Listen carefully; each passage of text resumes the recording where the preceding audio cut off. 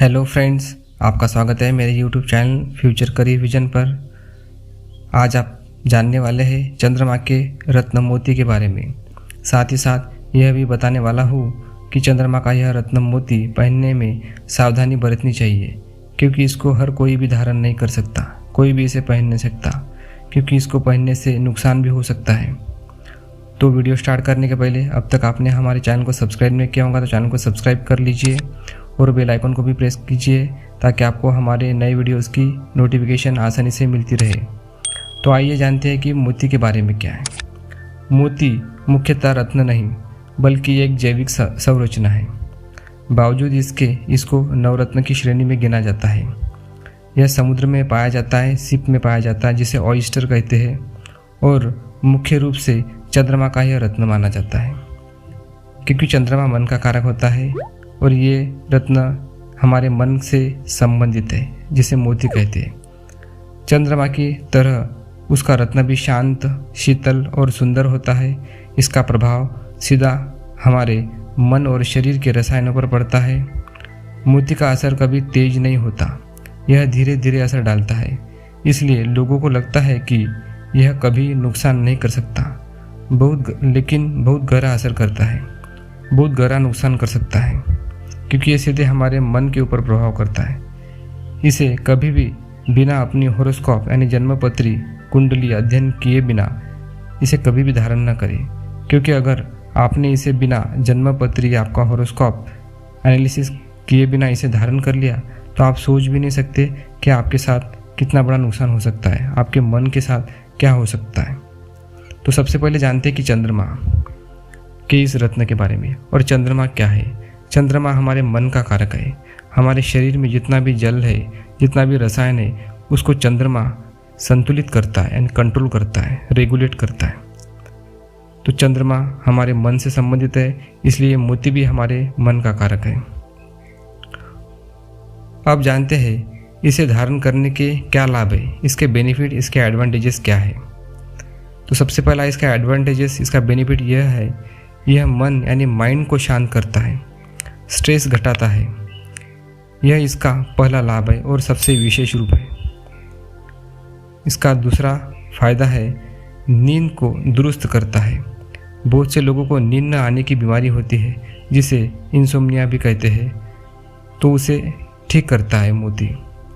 डर, जो फोबिया होता है, डर को दूर करता है, फोबिया को ठीक करता है। डर हमें मन ही उत्पन्न करता है, इसलिए यह मन को मजबूत करता है। शरीर के हार्मोन्स को संतुलित करता है मोती। हमारे शरीर में जितना भी रसायन है, जल है, उसको ठीक करता है, उसको संतुलित करता है। उसका कारक है चंद्रमा, और ये रत्न चंद्रमा का है। अवसाद यानी जिसे डिप्रेशन, टेंशन, हाइपोटेंशन कहते हैं, उसे ठीक करता है, उसे दूर करता है मोती। सुसाइडल टेंडेंसीज, मन में उल्टे पुल्टे विचार चलना, नेगेटिव थॉट्स चलते रहना, मन में नकारात्मक सोच आती रहना, ये उसको ठीक करता है मोती। जिनका मन हमेशा अशांत रहता है उसे शांत करता है मोती, क्योंकि मोती समुद्र में पाया जाता है, सीप में पाया जाता है, ऑयस्टर में पाया जाता है, तो ये बहुत ही ठंडा होता है, शांत होता है, तो इसलिए मन को शांत करता है, शीतलता देता है हमारे मन में। अब जानते हैं इसे कौन धारण कर सकते हैं। तो दर्शकों, मोती को हर कोई धारण नहीं कर सकता। इसे कर्क लगन के लोग, मेष लग्न के लोग, वृश्चिक लगन, मीन लगन और कन्या और मिथुन लगन के दर्शक, जातक इसे धारण कर सकते हैं।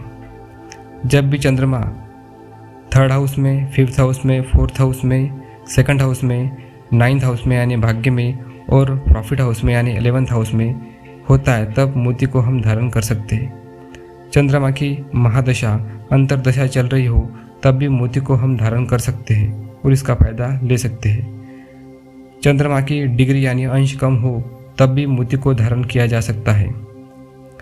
चंद्रमा अगर राहु, केतु और शनि जैसे पाप ग्रहों के साथ में अगर उसकी प्लेसमेंट होती है, तब भी हम मोती को धारण कर सकते हैं, क्योंकि राहु, केतु और शनि के साथ में अगर चंद्रमा यानी आपका मन होता है, तो आप जीवन में कभी ना कभी डिप्रेशन के शिकार होते हैं, आपको टेंशन आता है, आपके मन में निराशा नेगेटिविटी आती रहती है। तो इसलिए उसको दूर करने के लिए मन को यानी चंद्रमा को मजबूत करने के लिए मोती हम धारण कर सकते हैं, पहन सकते हैं। अब जानते हैं इसके नुकसान क्या है, इसके डिसएडवांटेजेस क्या है। तो मोती पहनने में सावधानी रखनी चाहिए, क्योंकि ये आपके मन को प्रभावित करता है, आपकी मानसिकता को ये बिगाड़ सकता है। ये आपके मन के ऊपर धीरे धीरे असर करता है दर्शकों। यह गंभीर रूप से आपको डिप्रेशन, अवसाद, टेंशन और हाइपोटेंशन और ब्लड प्रेशर जैसी बीमारियां दे सकता है, घबराहट दे सकता है, बेचैनी, मन में चिड़चिड़ापन, आपके जो बिहेवियर होता है चिड़चिड़ापन, हर किसी बात पर चिढ़ते रहना, बेचैनी होना, घबराहट होना, ये अगर आपको सूट नहीं होता है, मोती सूट नहीं करता है, तो आपको ये शिकायतें दिख सकती है। आपके शरीर के हार्मोन्स को ये प्रभावित करता है, इसलिए आपके हार्मोन्स को ये, आपका हार्मोन्स जो शरीर में बनता होता है उसे ये असंतुलित कर सकता है, उसे बिगाड़ सकता है। ब्लड प्रेशर की शिकायत भी दे सकता है आपके मन में। जल को ख़राब कर सकता है आपके शरीर के, अगर ये आपको सूट नहीं हुआ तो इसे बड़ी सावधानी से पहने।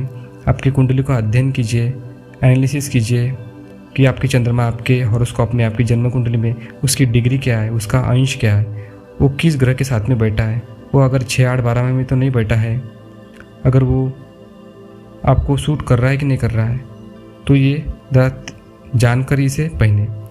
अब ये देखते हैं कि इसे कौन न धारण करे। हमने तो देख लिया है कि इसे कौन धारण कर सकते हैं, अब देखते हैं इसे कौन न धारण करे, इसे धारण करने से कौन बचे। तो मकर और कुंभ लगन की आपकी कुंडली है, जन्मपत्री है, तो इसे कभी भी धारण न करें, क्योंकि मकर और कुंभ राशियाँ, लग्न कुंडली ये शनि के अधीन आती है और शनि देव की होती है। तो शनि और चंद्रमा की नैसर्गिक शत्रुता है, इसलिए मोती को कभी धारण न करें। तुला लगन के जातक कभी भी धारण न करें। तो चंद्रमा अगर 6, 8, 12 में उसकी प्लेसमेंट होती है, अष्टम भाव में, 12वें भाव में, 6, 8, 12 में, तो मोती को धारण न करें, धारण करने से बचें। अगर केंद्र में यानी फर्स्ट हाउस में, 4th हाउस में, 7th हाउस में, 9th हाउस में, केंद्र में और 10th हाउस में कहीं भी चंद्रमा है और लेकिन वो पाप पे पीड़ित है, यानी राहु की शनि के साथ में बैठा है, तब मोती को धारण कर सकते हैं, क्योंकि तब आपका मन बहुत कमज़ोर होता है, वीक होता है, और उसको बल देने के लिए मोती हम पहन सकते हैं। तो आशा करता हूँ दर्शकों आपको समझ में आया होगा कि मोती कौन धारण कर सकता है और कौन धारण करने से बच सकता है। ये बहुत ही इम्पोर्टेंट वीडियो था, इसलिए इस वीडियो को आप शेयर करें, वीडियो को लाइक करें, कमेंट करें और हमारी वीडियोस को देखते रहिए। धन्यवाद।